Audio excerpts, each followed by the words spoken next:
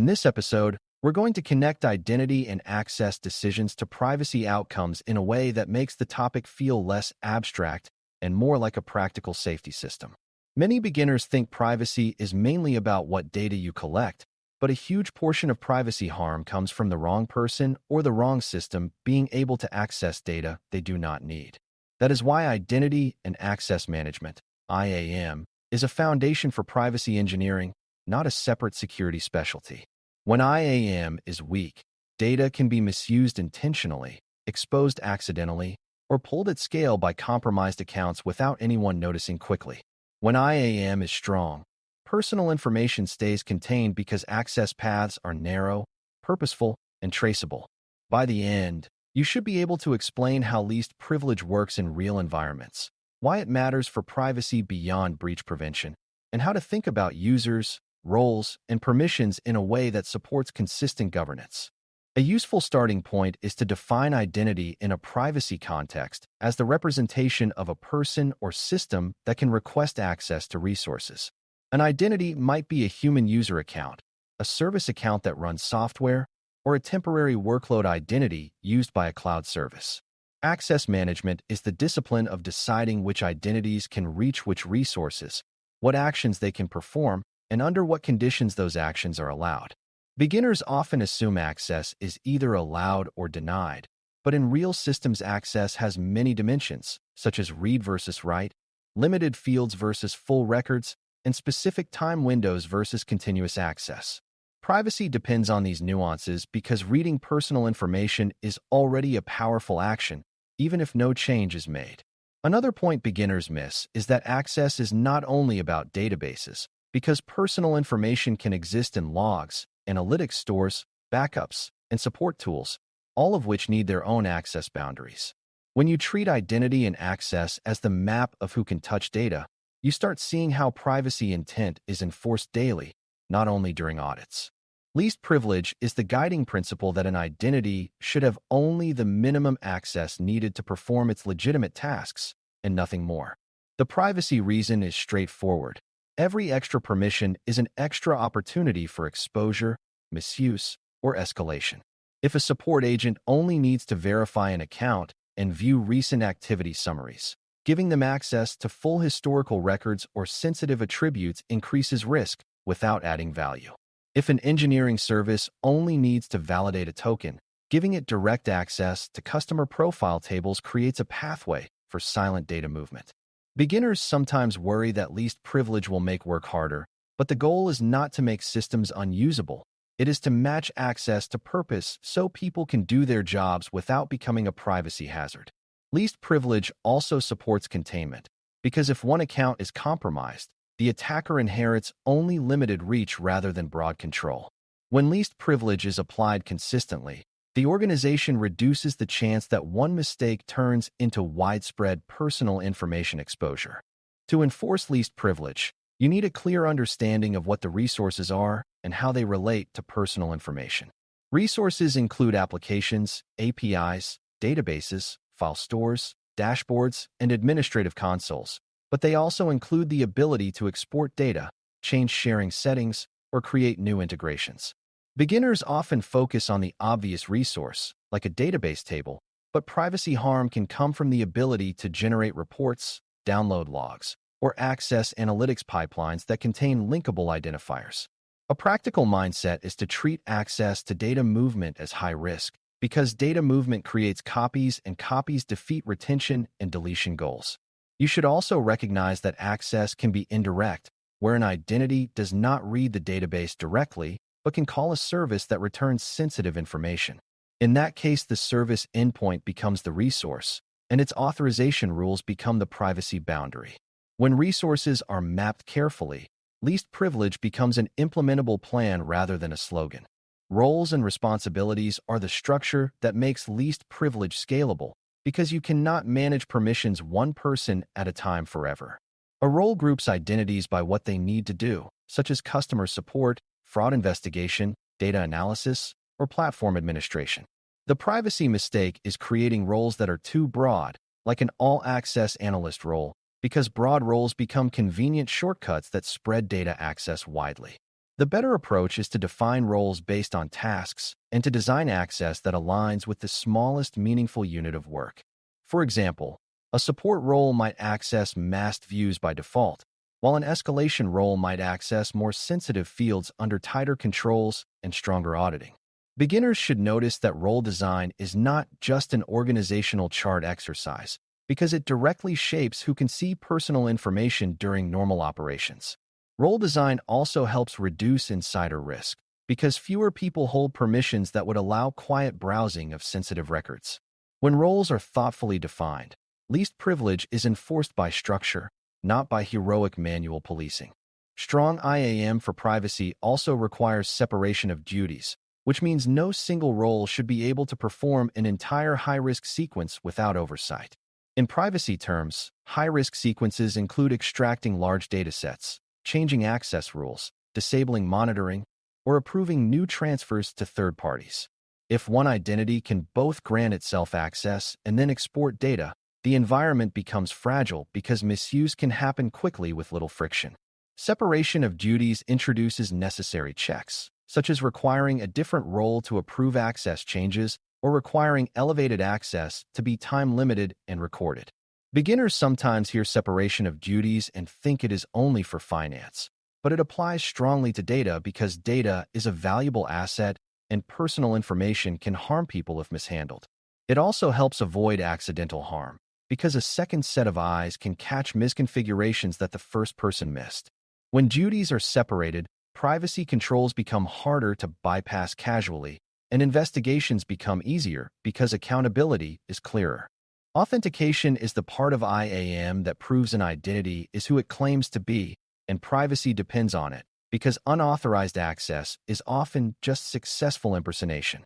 Passwords alone are often not enough because they can be guessed, phished, reused, or stolen, so stronger methods are commonly needed for systems that expose personal information. Beginners should understand that authentication strength should match the sensitivity of what is behind the account, meaning access to high-risk data should require higher assurance than access to low-risk features. Another important idea is session management, because even strong login events can be undermined by long-lived sessions that stay active on lost devices or shared computers. If sessions persist indefinitely, a stolen laptop can expose personal information without needing a new login. Privacy-aware authentication practices include short idle timeouts for sensitive systems, re-authentication for high-risk actions, and careful handling of recovery mechanisms that could be abused. When authentication and sessions are designed well, access control rules have a reliable foundation, and privacy exposure from account compromise drops significantly. Authorization is the part that decides what an authenticated identity can do, and this is where least privilege is actually enforced. Authorization should be explicit and consistent, meaning the system checks permissions for every sensitive action and does not rely on assumptions like being on an internal network. Beginners often assume that once you're logged in, you can do what your job needs, but privacy-aware systems enforce boundaries at the data and action level, such as limiting which records can be viewed and which fields can be accessed. This is especially important for preventing broad access through convenience endpoints, where a single query could return large volumes of personal information. Another crucial concept is context, where authorization decisions can consider factors like device trust, location anomalies, time of day, and whether the request matches normal patterns. Context helps protect privacy because it can block unusual access that might indicate misuse or compromise, even if the credentials are valid. When authorization is fine-grained and context-aware, the system becomes more resilient and privacy intent is preserved through daily enforcement. A major privacy risk in modern environments is non-human access, because service identities can access data at scale and can do so continuously. These identities power background processing, analytics pipelines, messaging systems, and integrations, and they often require permissions that are easy to overgrant for convenience. Beginners should recognize that least privilege for services is often more important than least privilege for individuals, because a compromised service identity can silently read or move large datasets without raising suspicion. A privacy-aware approach limits service permissions to the smallest necessary set of actions and restricts which systems the service can reach through connectivity boundaries. Another important practice is credential lifecycle management, such as rotation and expiration, because long-lived credentials increase the window of opportunity for misuse.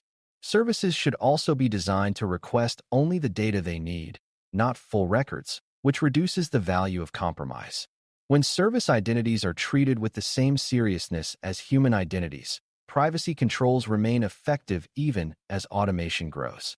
Privilege management is the discipline of handling elevated access, such as administrative rights, database administration, and system-wide configuration permissions.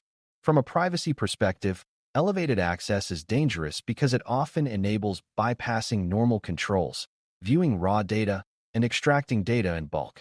Beginners sometimes assume administrators automatically need to see everything, but privacy-aware design tries to reduce how often administrators must access sensitive content directly.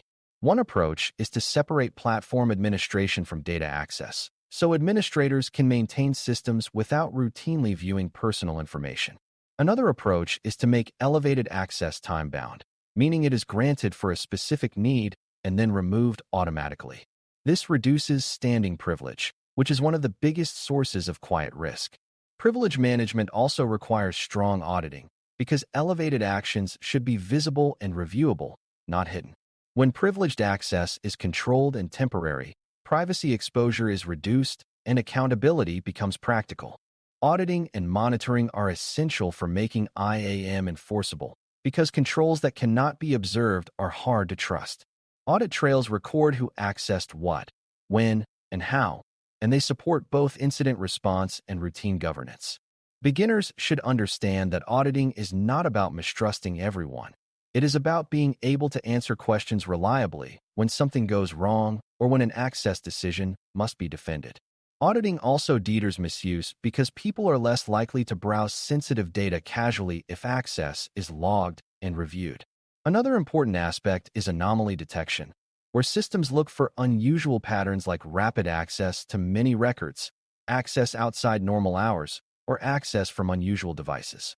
These signals can reveal compromised accounts or misconfigured services that are pulling too much data. Auditing must be governed carefully so logs do not become a new privacy risk, which means limiting access to audit data and retaining it only as long as needed for security and compliance. When auditing is purposeful and bounded, it strengthens privacy by making access behavior visible without creating unnecessary exposure. Access reviews are the operational practice of verifying that current permissions still match current needs, because roles change, projects end, and people move between teams. Without periodic review, permissions tend to accumulate, and accumulation is the enemy of least privilege. Beginners often assume permissions are set once at hiring, but in reality permissions drift over time, creating access that is no longer justified. A privacy-aware program makes access reviews routine for high-risk systems, focusing on whether each identity still needs access and whether the level of access is appropriate. Reviews also apply to service identities and integrations, because those are often forgotten after initial setup, even though they continue running.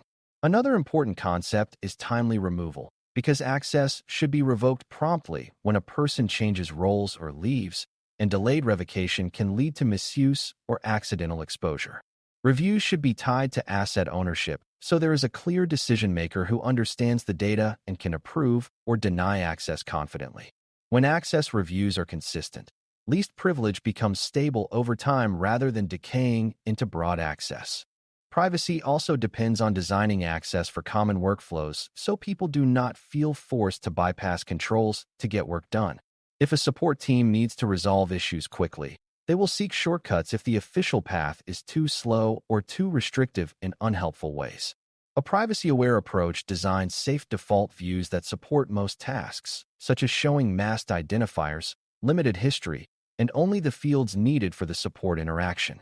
It also designs controlled escalation paths for rare situations that require more detail, with stronger authentication, explicit justification, and increased auditing. Beginners should notice that this is a human-centered aspect of IAM, because the goal is to shape behavior through usable systems rather than through fear. When workflows are aligned with least privilege, The organization reduces both privacy risk and operational frustration. Another benefit is that consistent workflows reduce errors, because people are less likely to copy data into personal notes or external tools when the system provides the right information in the right place. When usability and least privilege support each other, privacy becomes easier to maintain. A common misconception is that privacy can be achieved simply by restricting access as much as possible, but overly restrictive controls can backfire by encouraging unmanaged data sharing. If users cannot access what they need through official channels, they may export data, share screenshots, or build shadow processes that are invisible to governance. The privacy-safe approach is to restrict access thoughtfully while providing legitimate pathways for legitimate work.